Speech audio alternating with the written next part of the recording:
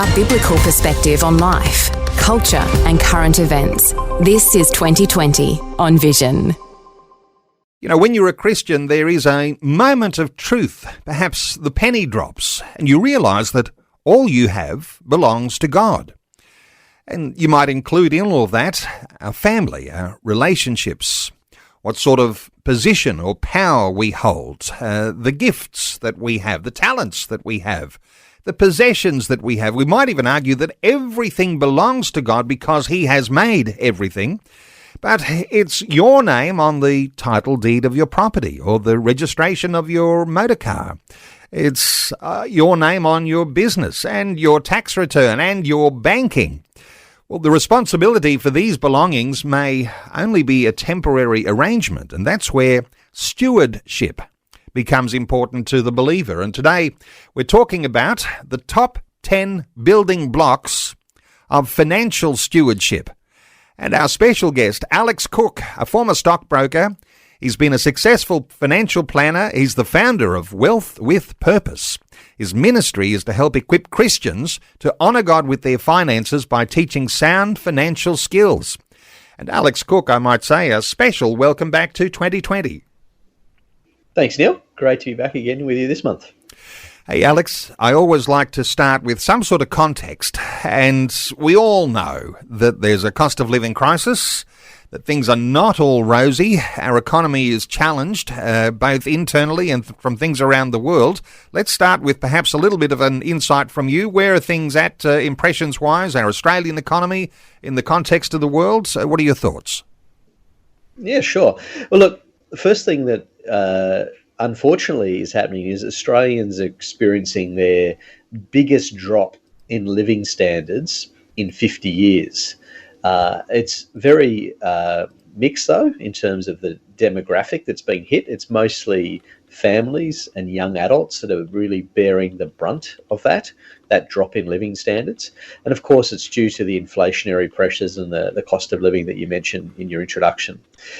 Interestingly, Australia's population over the last 12 months grew at 2.5%, which is our fastest growth rate in our population since 1952. Yet our birth rate is currently at record lows at 1.06%. And so, of course, it begs the question, what's causing our population to explode? And, of course, the answer to most Aussies is very obvious. We're experiencing enormous growth in immigration into the country. And, of course, that's what's feeding these inflationary pressures.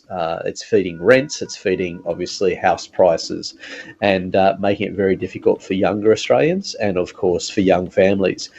Interestingly, there was an analysis just done in the last week that came out from HSBC, where they said that for every 10% increase in house prices leads to a 1.3% drop in the birth rate. So what we're actually seeing is the cost of living pressure is actually affecting family formation. And obviously when we think about, from a Christian perspective, families are critical to our society, it's one of the building blocks that God created, the families. And of course, family formation now is slowing at a dramatic rate because of these cost of living pressures. One of the frustrations I have is the incessant lie that there's a lack of houses. It's actually not true, because the reality is that if we didn't bring in as many people every year, we would have plenty of houses for everyone. As I say, when you look at the birth rate and the Australia's fertility rate for the last 20, 30 years has been below the replacement rate. So it's not like we're growing naturally a huge amount. It's all put down to immigration. So if we cut that, we wouldn't have a housing crisis at all. And that's the reality of it. But obviously there's a whole range of political issues that stop that from being solved properly. So yeah, that's more of an economic take. Of course, there's what's going on in the markets as well, Neil, if you want to chat about that. Well, there might be listeners who have a question or concern about what's going on in the markets, and they might be interested in your predictions and your overall assessment and evaluation of those sorts of things, and we'll leave that open for listeners if that's what they're interested in, your commentary there. Hey, we're going to be talking about these top 10 building blocks of financial stewardship. And our conversation goes for the best part of this hour. But I don't want listeners to miss the 10, because we could do a countdown and leave people in suspense as to what's number one. But I don't know that these go in any specific order. So I wonder if we might just go through a list of the sorts of things we're going to be talking about. And we might not get to cover everything in depth, but if we're talking about a top 10, let us in on the list here. Yeah, absolutely. So look, these are what I would call the 10 building blocks of financial stewardship. The first one is what I call the spiritual block.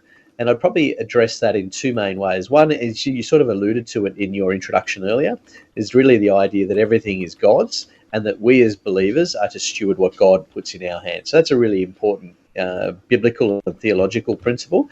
The second part to that is more the idea that money is very spiritual and it has a profound impact on the way we live our lives, whether it may shape our identity, our idolatry, our greed, our contentment or lack thereof sometimes.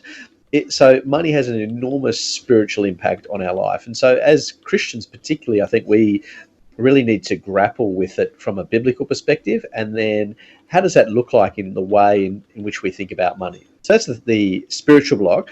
Another one is the spending block. So how do you spend the money that God has blessed you with? You think about your income that you earn or any investments you have. What do you do with that money? How do you use that money intentionally for both obviously providing for your family, but also for kingdom purposes? So having a spending plan is a critical block. The other one is debt. And anyone who's listened to me for a while on Vision, Neil, will know my views on debt.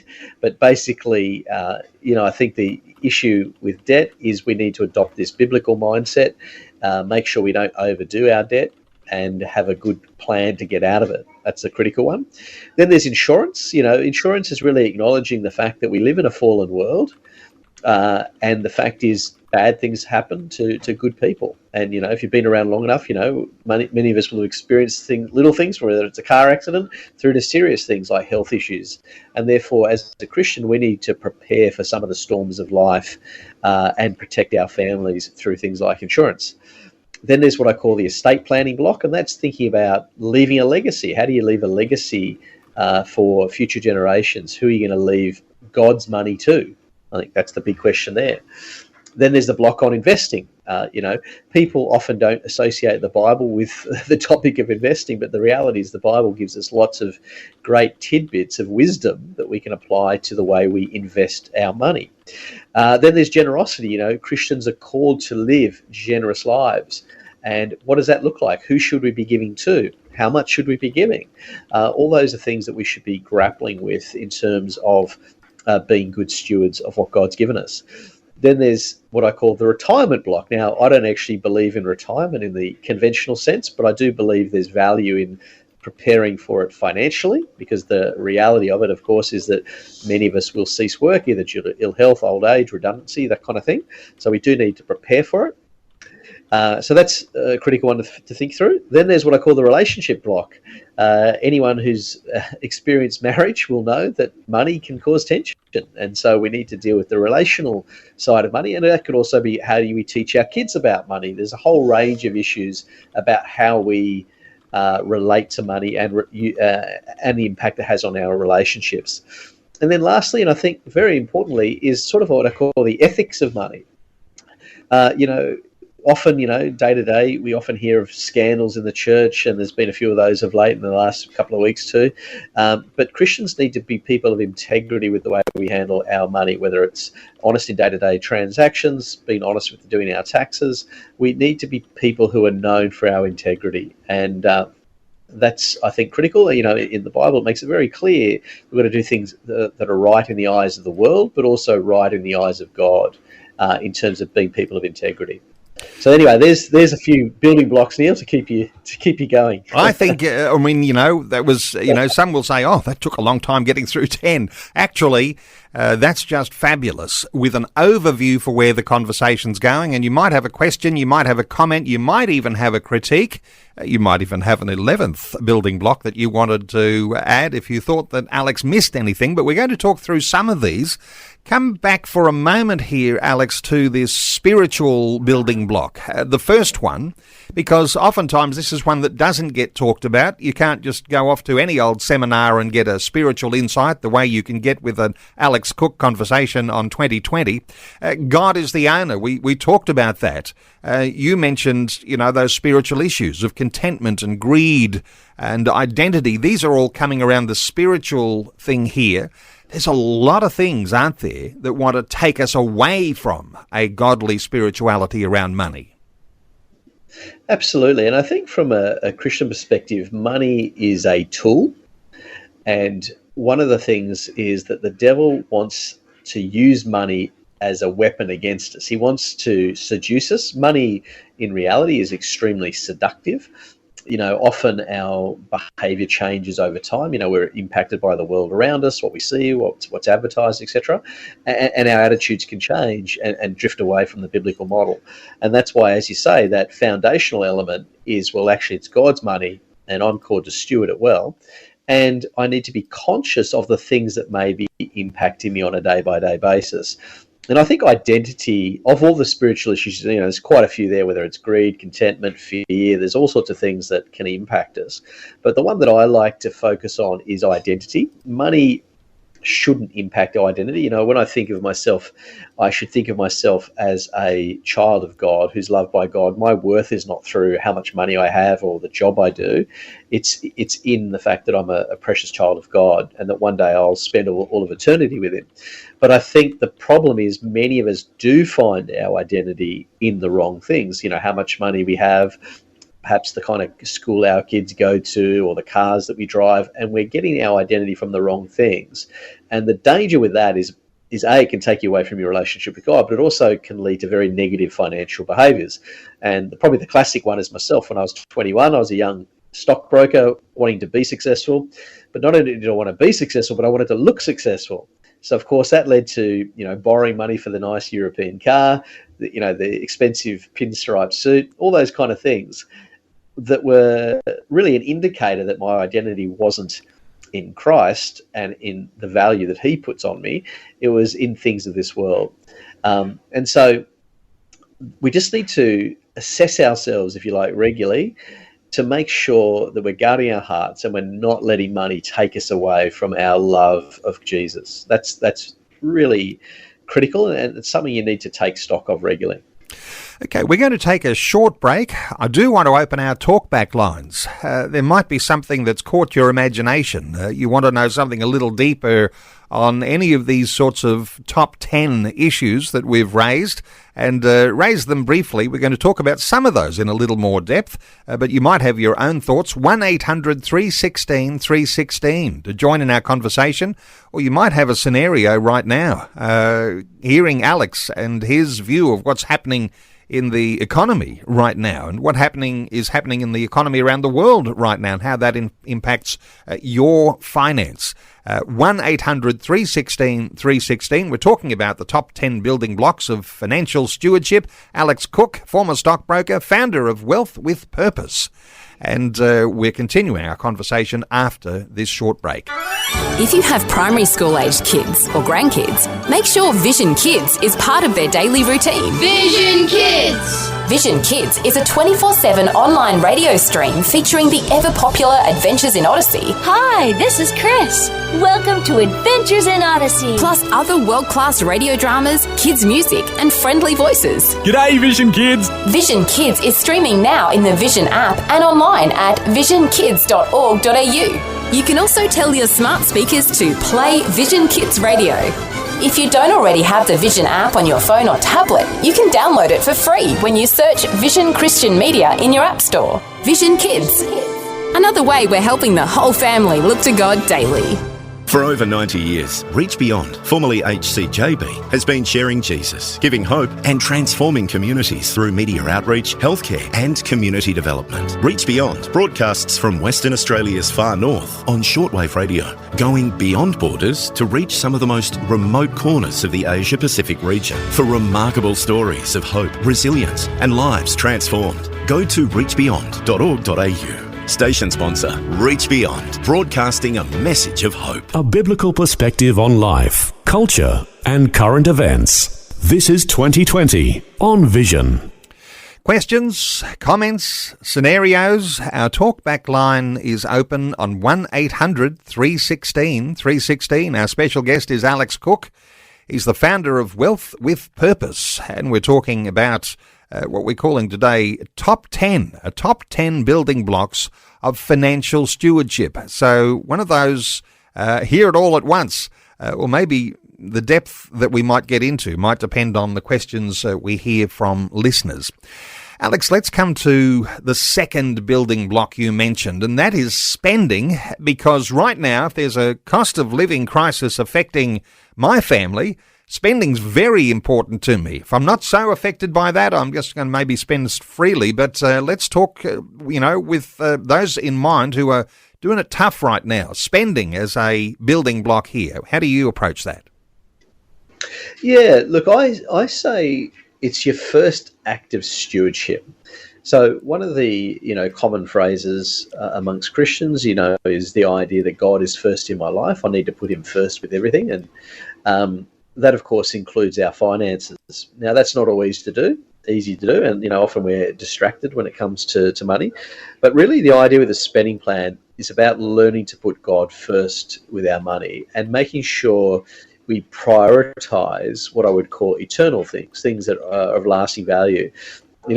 It still to this day staggers me, Neil, how quickly life goes, and time ticks by, and you really want to make a difference for God's kingdom.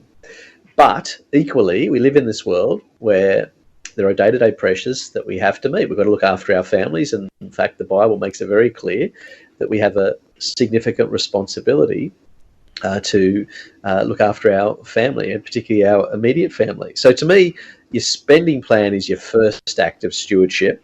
And what I want to do here is just give people a few, if you like, tips to make it simple. One of the things I like to teach is what I call the 80-10-10 rule.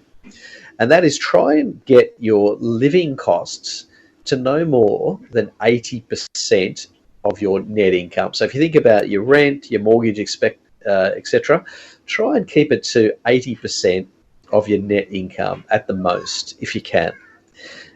Then what do we do with the other 20%? Well, you break that in two. And to me, you want 10% for what I call living generously, giving to God, and 10% for long-term saving. Ultimately, you do need to set money aside for the future, whether it's for any sorts of goals like retirement or kids' education or preparing for a rainy day. There's all sorts of reasons why you need to put money aside and not spend it all. And then, of course, there's the 10% for giving to God, because one of the patterns of the Christian life should be a lifestyle of generosity, and that should be reflected in our spending plan, this intentionality. And really, to do a spending plan, you need to do a budget. And really, this is about bringing transparency to your finances, seeing where your money's going, and being very intentional about where you send it. So rather than let it happen to you, day-to-day living, actually be very intentional about what you're going to do with the money, and be, plan it. How am I going to spend the money that God has put into my hands? Sometimes there's conflict within a marriage or within a family around the budget, because sometimes there are those who, a sneaky little way of spending money on various things that might not be, everyone agrees is the best way to spend that money. So is there some blockage, do you think, from getting that spending plan, from getting a budget, that sometimes we don't want to admit that we are spending so much on all of those takeaways, or so much on all the lunches on that workday, or all my favourite electronics? What are your thoughts here about, this is a relationship issue too, if you're going to get your spending under control? Yeah, look, I think a lot of people particularly couples go through and they don't actually talk about it. They don't actually plan it. One of the reasons I encourage people to do a budget is go through it as a couple and look at how you spend the money. Where is the money going? And then when you go through this process and you think, well, okay, is this the way God would have us use the money? And you think to yourself, well, maybe we do need to do things differently. You can then work on making changes and putting the right foundations in place. And one of the common things that couples will say is we have trouble saving, or one of us is a saver and the other's a spender. And so the good news here is you can create structures in your life to encourage good behaviours. Because ultimately, particularly with spending, 90% of getting ahead financially is about having good behaviours in place. In other words, most people know they need to save. They know they need to budget. They get the concept, but their bad behaviour, if you like, with money is what holds them back. And so setting in the right structures is critical. So the one thing I encourage couples to have is have your money in buckets. And you can do this through bank accounts or offset accounts if you have a home loan. And that is, you have a bucket for your day-to-day spending. You have a bucket for your emergencies, your rainy day fund, because nothing causes more stress than when in a couple, one of them gets made redundant or there's a health issue and all of a sudden there's no money coming in to meet the basic needs. And then, of course, having a bucket for your long-term saving. Now, that's 3 simple buckets. And try and use those and automate them. So, for example, your salaries can go into your everyday bucket, but then you automate your savings. And that way you'll find you can get ahead by putting in place these simple structures and foundations that are really designed to encourage good behaviours. But one of the key things for couples, though, Neil, is just to sit down and talk about it. It'll be a bit of work up front, but it'll pay dividends longer term, because so many couples don't sit down and have these conversations and plan it out. They find these conversations too uncomfortable, too much tension, but we need to have them. And we don't always have to agree, but we certainly need to work on these things and come together in a spirit that says this is God's money and we've got to work together to get kingdom outcomes. So get the conversation happening. That's point number 1. That's the foundation, isn't it? Because what comes on point number 3, of course, is that if you haven't got your spending under control, you're more than likely to get a credit card or some way that doesn't have some sort of a limit or a low limit on it. And so then debt becomes something that starts to snowball. Quickly here, just debt is one of your building blocks here. How do you approach that, Alex? Yeah, well, look, the Bible never paints debt as a sin, although sometimes the reasons we go into debt may be sinful. But the Bible really warns us about debt. Nowhere in Scripture do you read a really positive view about debt. When we listen to some of the mainstream views on debt, they try and position it as good and bad debt. But the reality is the Bible doesn't say you shouldn't have it. It doesn't say it's a sin, but it does warn us about what can happen. And that warning, and this is, I think, extraordinarily pertinent in today's economic environment, is that debt can enslave you. And of course, interest rates having risen dramatically over the last 2 years, many people are now probably feeling that. They're feeling that there's not much left over.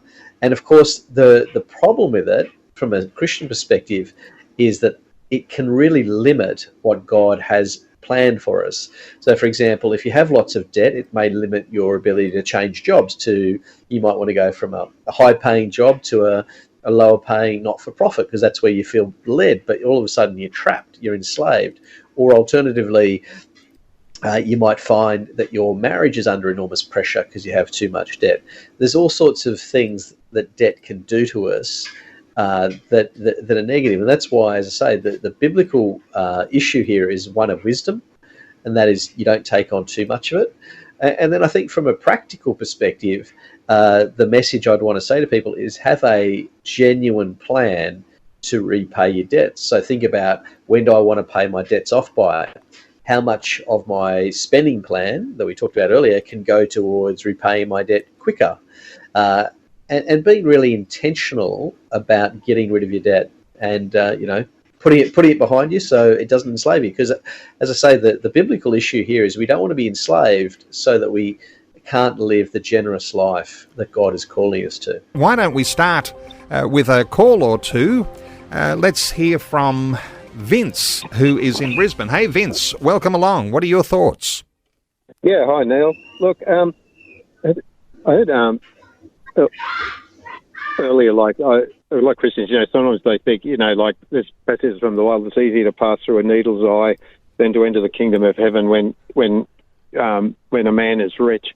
But I think what you would be saying is, it's as long as money doesn't become your idol, that would be the case. Good thoughts there, Vince. Let's get a response here from Alex. So far as, camels in the eye of the needle, what are your thoughts here? Yeah.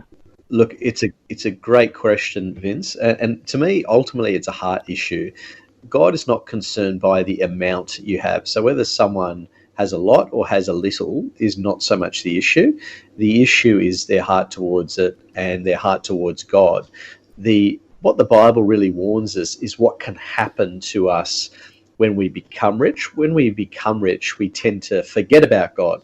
So, for example, in Deuteronomy 8:18, it says, "Remember the Lord, for it is he who gives you the ability to gain or produce wealth."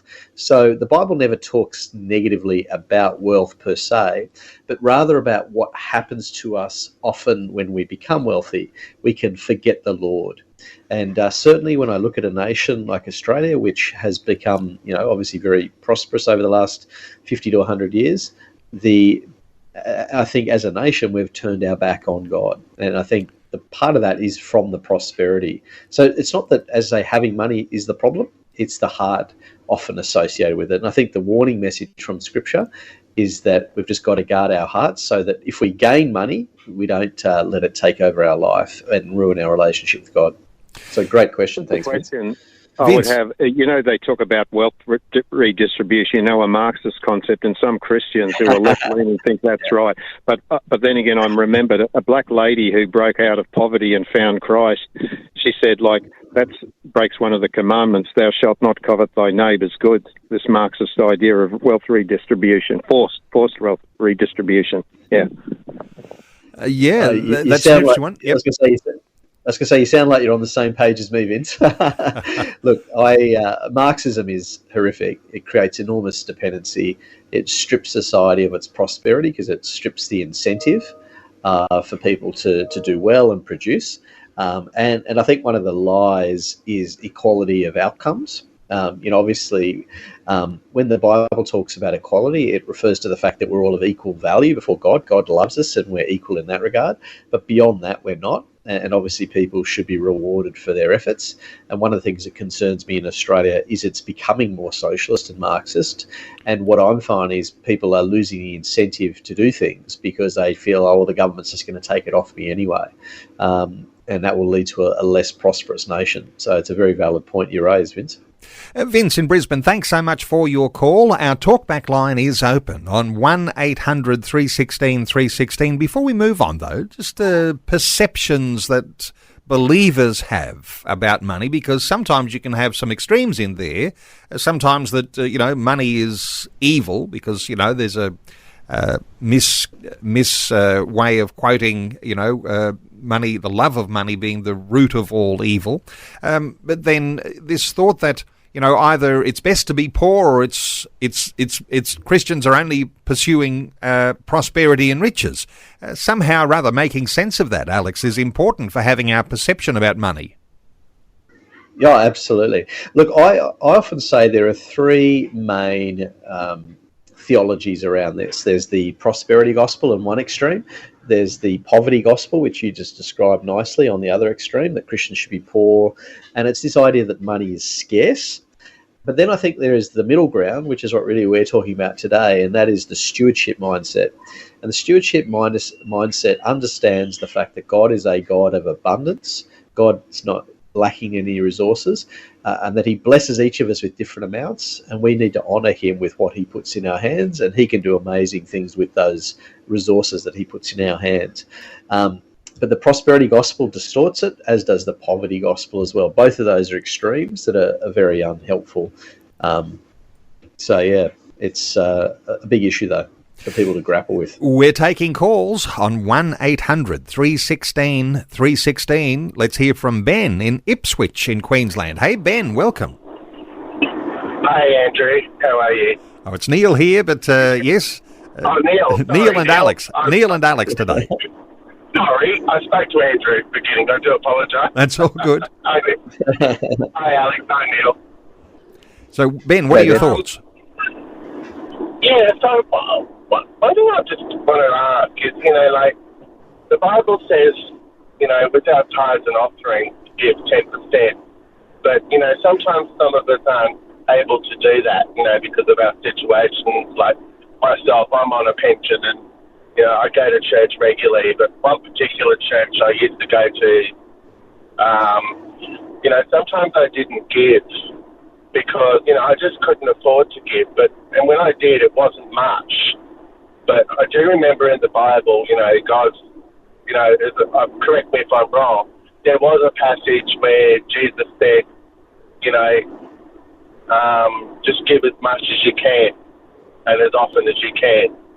And, some churches, like when I couldn't give, the ushers, that were collecting the tithes and offering would look at me as much to say, how dare you not give money?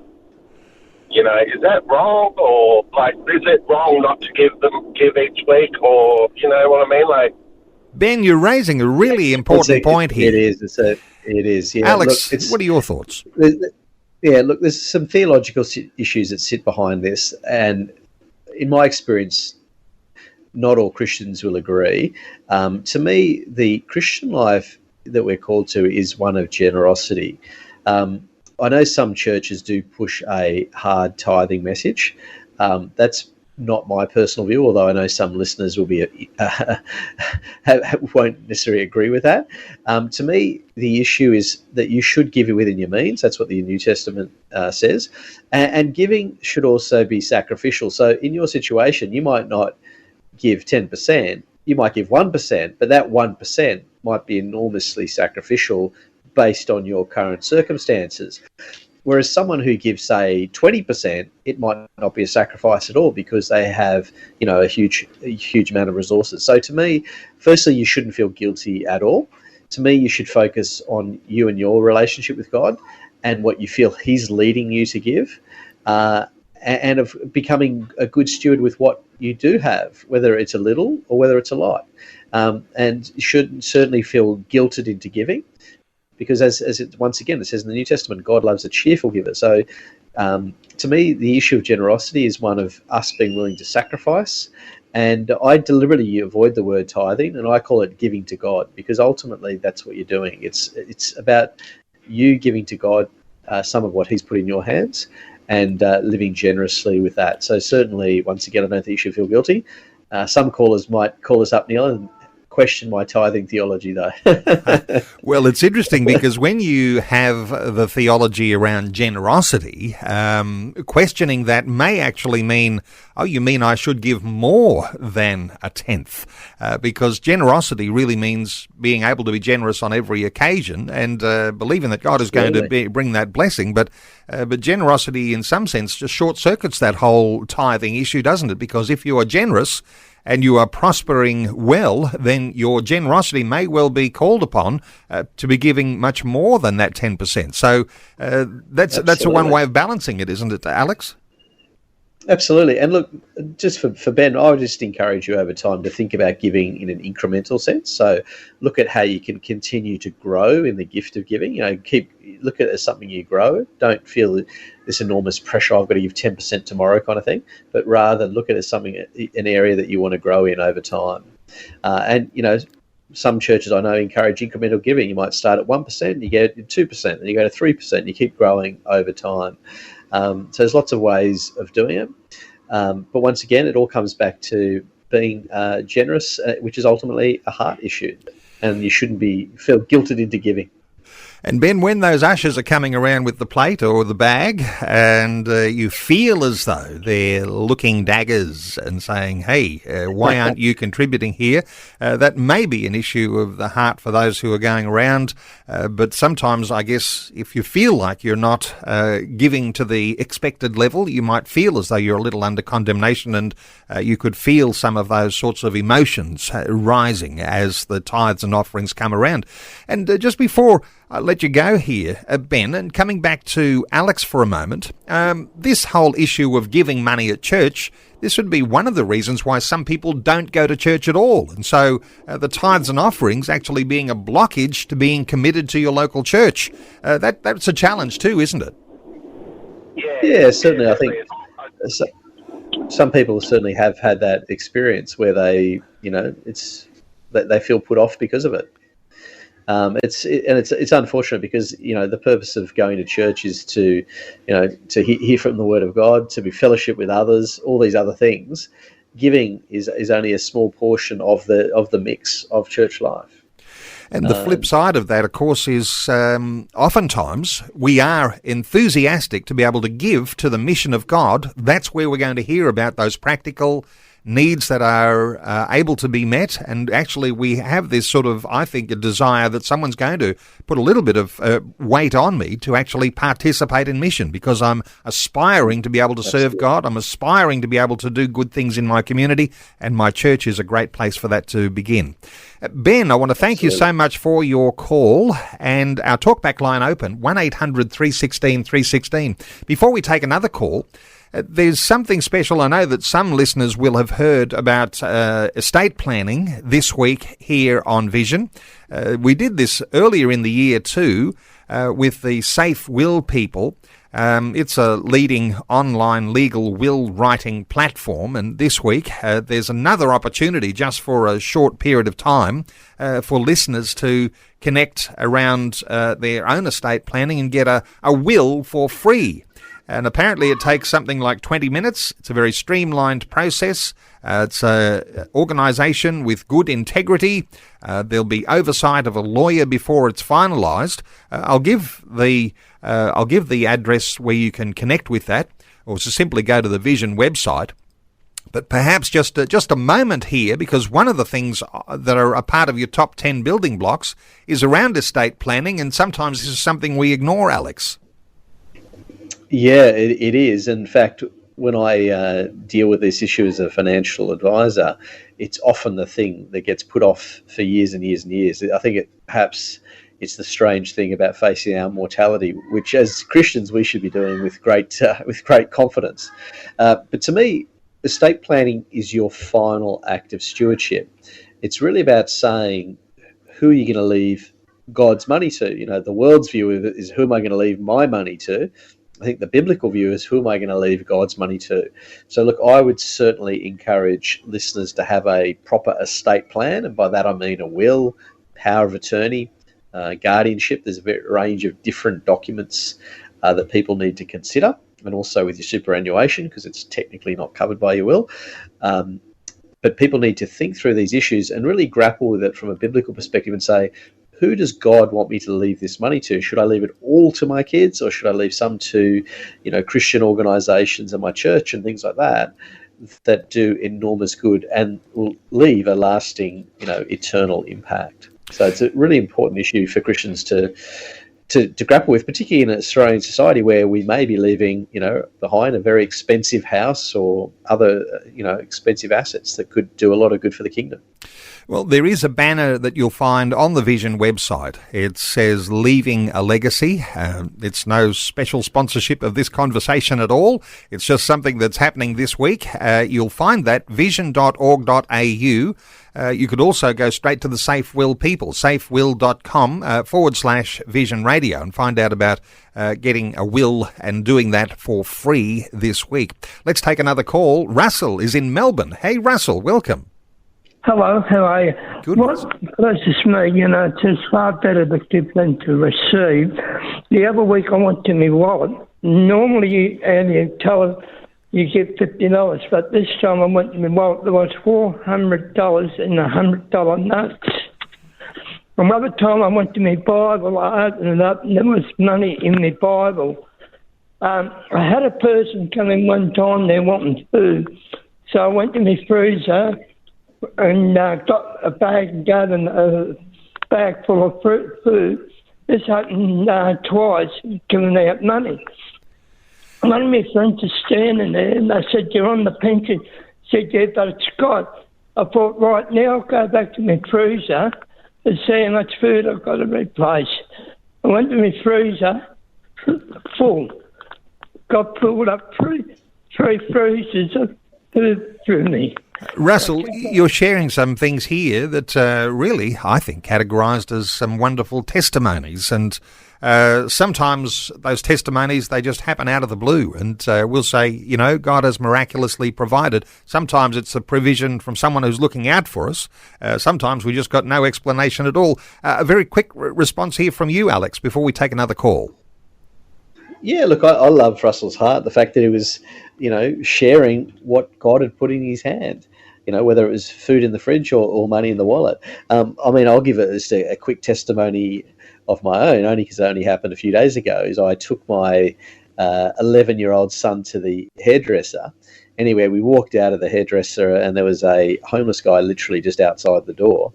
And my son, who had some money in his school bag, said, "Oh, Dad, can we stop a moment and just take the money out of, my school bag and give it to him?" So we stopped and my son went and did that. And then my other son, who's 6 years old, was there watching his older brother and said, "Oh, I've got some money in my lunchbox, Dad. Can we give it to him as well?"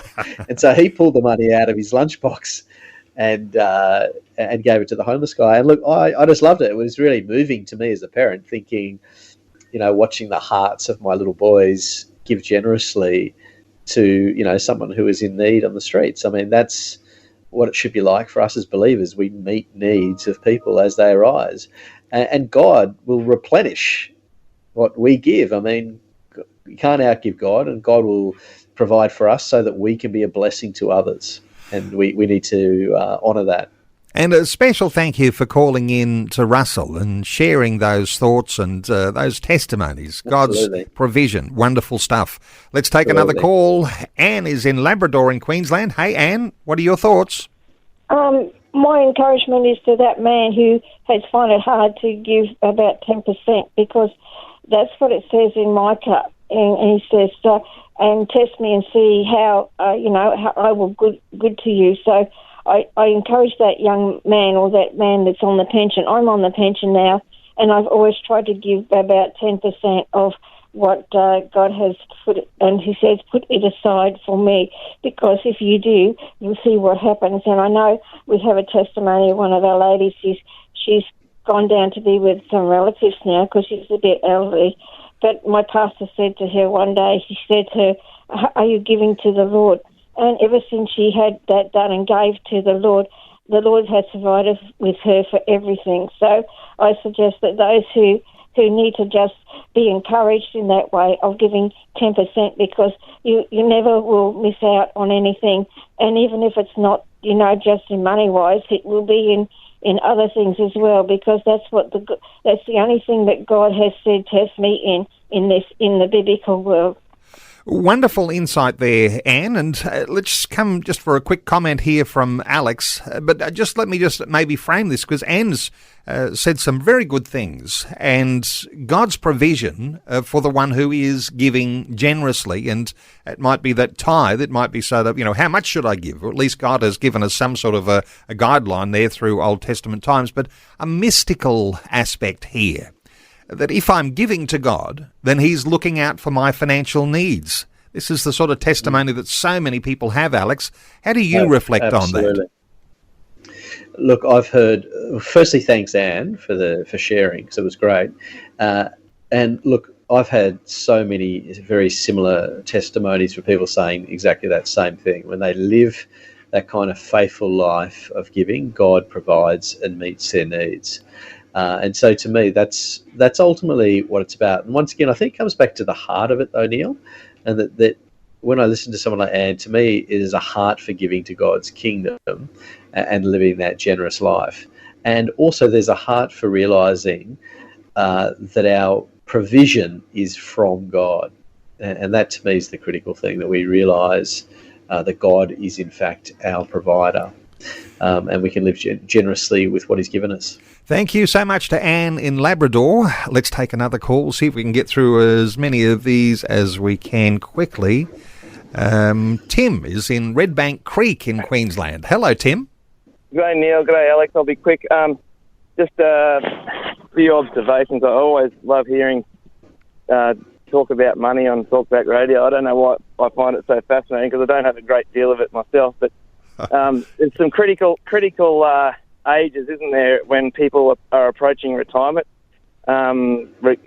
especially pertaining to super contributions that can be really beneficial if you're aware of them. And secondly, especially for a lot of the younger people, I mean, I suppose I always grew up with machinery and the like, so I always did my own oil changes on my car.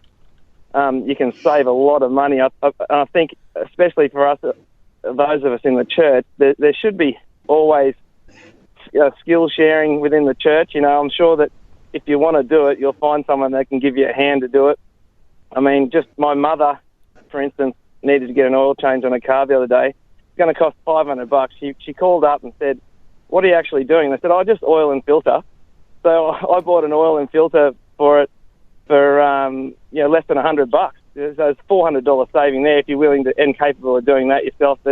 And for the tech-savvy people, especially repairing your smartphone with YouTube and the like, you can get on YouTube and you can just about work out how to do anything these days. So I think there's little things we can do there that can save. Tim, great insights here, and a very, very important point, that when we talk about church, we're often talking about extended family, and when family helps us when we're going through a tough time, sometimes extended family has that opportunity to be a blessing as well. Alex, thoughts from you?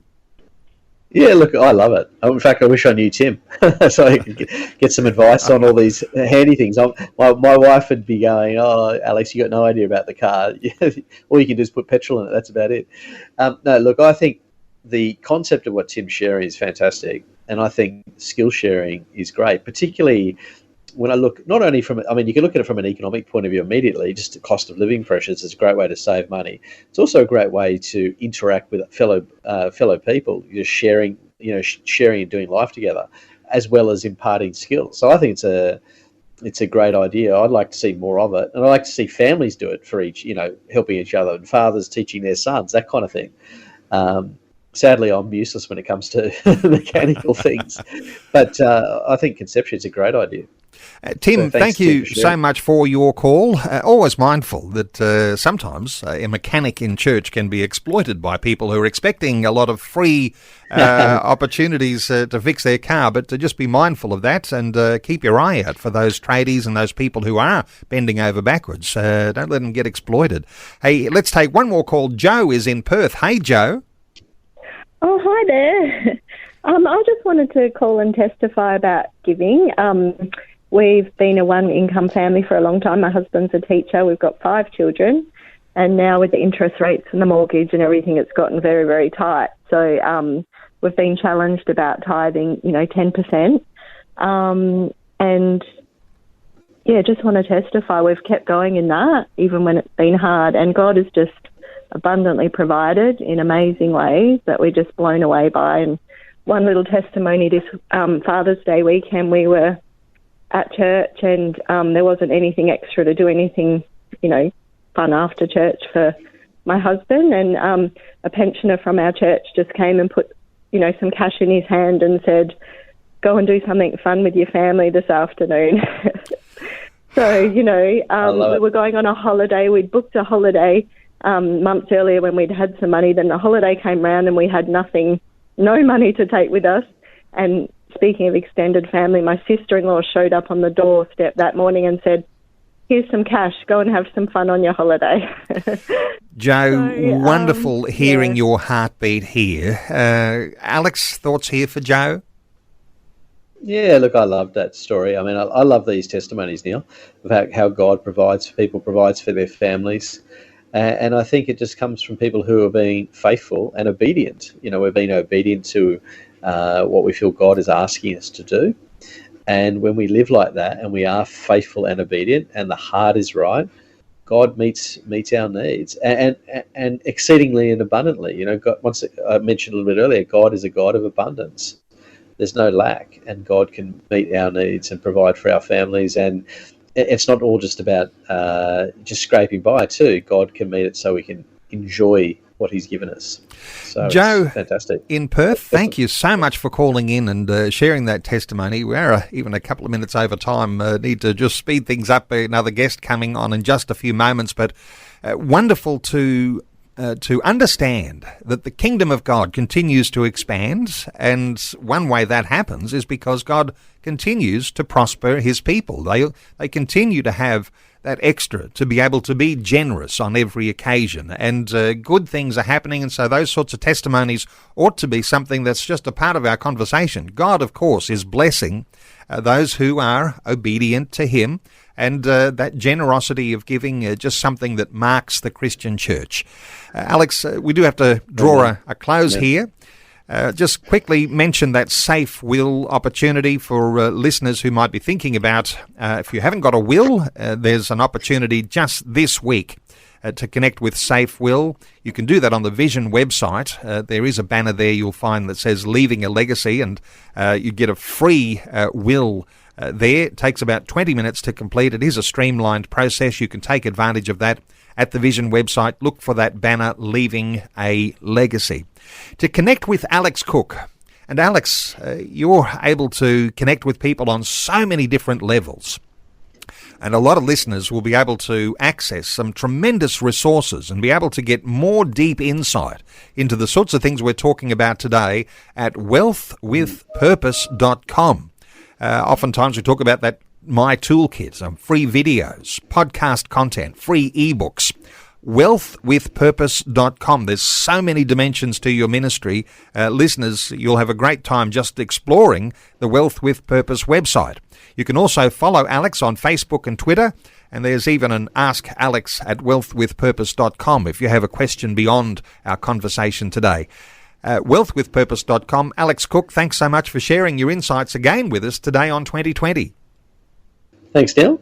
Great fun being with you. Thanks for taking time to listen to this audio on demand from Vision Christian Media. To find out more about us, go to vision.org.au.